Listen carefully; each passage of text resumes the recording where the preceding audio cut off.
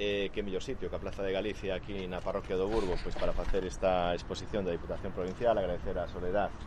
pois que este aquí con nós, porque creo que a tarefa que está a facer dende a Diputación Provincial pois recordándolle a toda a sociedade galega e a sociedade da provincia o que significou pois esta época de guerra, ese século XIX e ese século XX que foron bastante digamos característicos para o que era a evolución sobre todo da muller na nosa sociedade, non? Eu creo que as primeiras mulleres que foron á universidade, as primeiras políticas, as primeiras mulleres que de algún xeito pois reivindicaron esa igualdade que hoxe, aínda que temos moito avanzado en algúns lugares de España e en algúns lugares de Europa e en algún lugar do mundo todavía está ou empezase a cuestionar, porque hai políticas que creo que son bastante recalcitrantes e están dando pasos hacia atrás, non sabemos en beneficio de que. Pero en calquera caso nesta exposición, creo que de 39 paneis, hai moitísima ilustración do que foron as grandes mulleres do século XIX, do século XX, lóxicamente, pois creo que do século XXI non as hai, pero tamén temos pois referencias moi importantes, e entre todas elas pois hai mulleres que residiron, que viviron, que naceron e que morreron aquí no noso concello e que tamén forman parte pois da nosa historia, do noso callejero, das nosas instalacións municipais que tamén moitas delas pois levan o seu nome, rememorando pois esa tarefa tan importante que fixeron pola igualdade, non? E eu creo que esta exposición, de verdade, Soledad, non teño máis que felicitarte. Creo que nestes días, pois unha vez inaugurada e coincidindo pois con que a partir do vindeiro xoves teremos o Burgo Jazz, teremos a feira medieval, teremos unha serie de acontecementos nesta parroquia que, sen lugar a dúbidas, pois van a facer que moitísimos veciños e veciñas se poidan chegar hasta aquí. Nos vamos a pedirlles que se paren pois cada día, aínda que sexa a mirar 2 ou 3 paneis, porque sen lugar a dúbidas van a ilustrar moito o que é a súa propia historia, o que é a evolución da nosa sociedade, porque non se entende hoxe unha sociedade sin igualdade entre o home e a muller, e tampouco entendemos e debemos de seguir traballando, sobre todo desde as forzas progresistas e de políticas que fomenten a cultura, a memoria histórica, pois que este tipo de cuestións nos fagan reflexionar acerca do papel importantísimo que a muller ten na nosa sociedade, como queda reflectido nesta maravilla que nos presentas no día de hoxe aquí e que reitero a miña felicitación. Moitas gracias. Moitas gracias.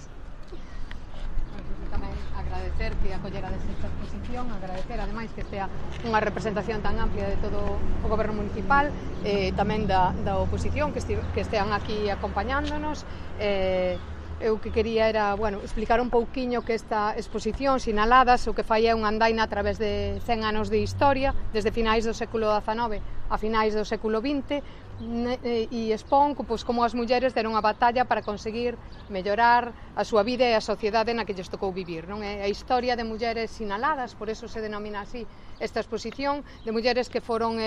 por non conformarse, a veces por ser destacadas, políticas ou activistas, foron perseguidas, reprimidas, asasinadas, non? E todas elas quedaron así, como se nomea, non? Sinaladas por a sociedade despois.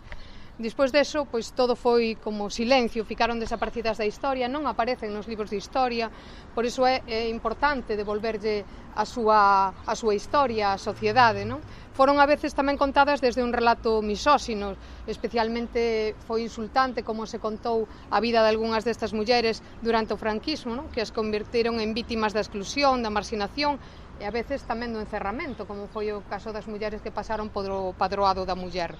Sinaladas, polo tanto, como unha contestación irreverente a esa condena injusta e o rexistro da memoria oculta que as mulleres gardaron e que nos foron transmitindo moitas testemunhas que permitiron despois que se fixera esta recuperación da súa historia. A exposición está dividida en 13 estruturas. A primeira é a presentación e as 12 seguintes son contidos divididos por temáticas. As 4 primeiras céntranse na época anterior a xullo de 1936 e as consecuencias que padeceron as pioneiras pola súa loita. E os 4 seguintes teñen o período comprendido entre o golpe de Estado e a disolución da guerrilla, mentras que os 4 últimos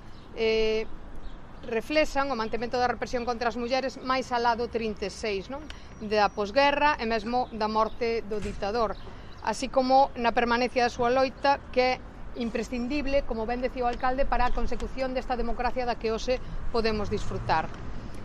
Quixemos facela unha exposición de rúa porque isto permite unha chega á memoria histórica desde un espazo común, non de un espazo habitual e amable polo que camiñamos, paseamos, mercamos, imos facer festas estes días de verán e iso tamén devolvenos a nosa vida no día a día para que podamos ir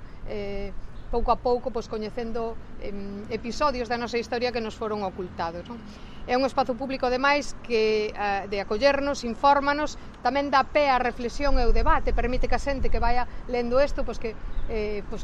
saquen as súas propias conclusións e que podan falar acerca destes temas que non se fala moi habitualmente, non? Aquí veremos paneis que representan desde as revoltas agrarias, a situación educativa da muller durante a Segunda República, a represión durante o franquismo e o exilio, non? Ata tamén a participación das mulleres na resistencia e na loita para conseguir a democracia, que eso falase moito dos guerrilleiros, pero non se fala, as mulleres parece que aparecen nas historias dos guerrilleiros como as compañeiras non? Ou as mulleres pero non falan do papel activo que tiveron na loita e na resistencia.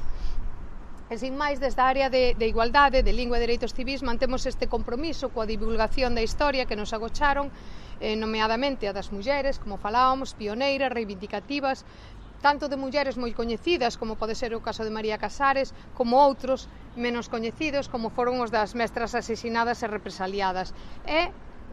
temos tamén aquí nun dos paneis o caso dunha muller daqui de Culleredo, non? Que, como falaba o alcalde, foi aquí reivindicada e ten un nome nunha rúa, Amparo López Geán, que moitas veces a xente ve os nomes das rúas e non sabe a historia que hai detrás deses nomes que nomean as nosas rúas. Ela foi nada aquí en Culleredo, en Vilaboa, concretamente no 1885, e foi a primeira muller que militou no Partido Galeguista Coruñés. Era secretaria, despois presidenta da Agrupación Republicana Feminina da Coruña. En xullo do 36 o alzamento colleu en Soria, onde estaba o seu home César Albajar, que era o gobernador civil.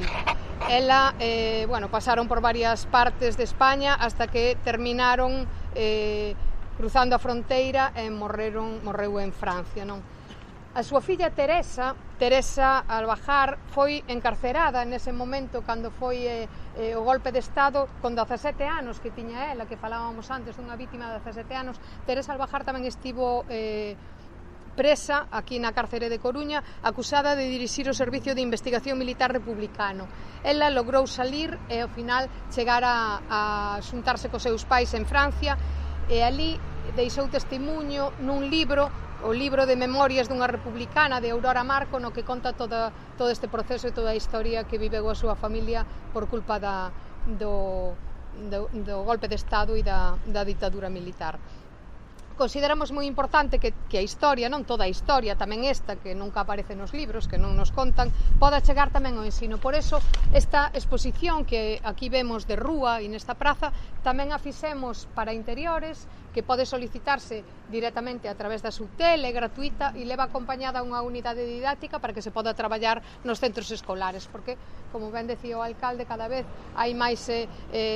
discursos de odio, discursos que a través tamén de moitas forzas políticas que están normalizando ese tipo de discursos, o que fan é que a mocidade se plantee unhas posturas ideolóxicas que nada teñen que ver coa realidade pola que pasou a nosa historia.